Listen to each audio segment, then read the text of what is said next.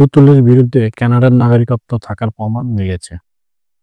জুলাই বিপ্লবে ক্ষমতাচ্যুত শেখ হাসিনার মেয়ে সাইমা আওয়াজে পুতুলের বিরুদ্ধে বাংলাদেশ ছাড়াও কানাডার নাগরিকত্বের প্রমাণ পেয়েছে দুর্নীতি দমন কমিশন দুদক।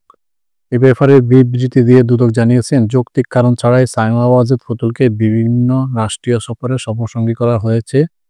তার ক্ষেত্রে প্রার্থীর যোগ্যতা হিসাবে দেওয়া তথ্যাদি যথাযথ ছিল না। এছাড়াও পুতুল পাসপোর্টধারী কানাডার নাগরিক ছিলেন বলেও তথ্য পাওয়া গেছে।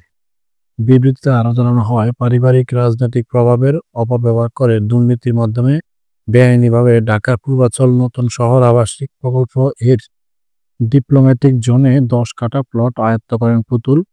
সে কারণে তার ও অন্যদের বিরুদ্ধে ইতিমধ্যে দুর্নীতি দমন কমিশন কর্তৃক একটি দুর্নীতির মামলা দায়ের করা হয়েছে।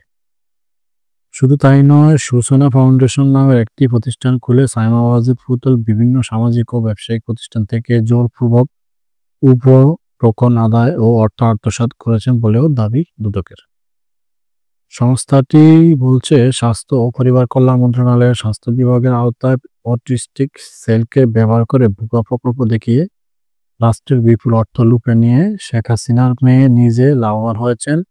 এছাড়া জাতীয় রাজস্ব বোর্ডের উপর অবৈধ প্রভাব বিস্তার করে ফাউন্ডেশনের নামে প্রাপ্য অর্থ করমুক্ত করিয়ে নেন তিনি। এতে সরকারের বিপুল ক্ষতি হয়েছে। সব তথ্য হাতে নিয়ে দুদক জানায়, সাইমা ওয়াজেদ পুতুলের বিরুদ্ধে দুর্নীতির বিশ্বাসযোগ্য অভিযোগ রয়েছে।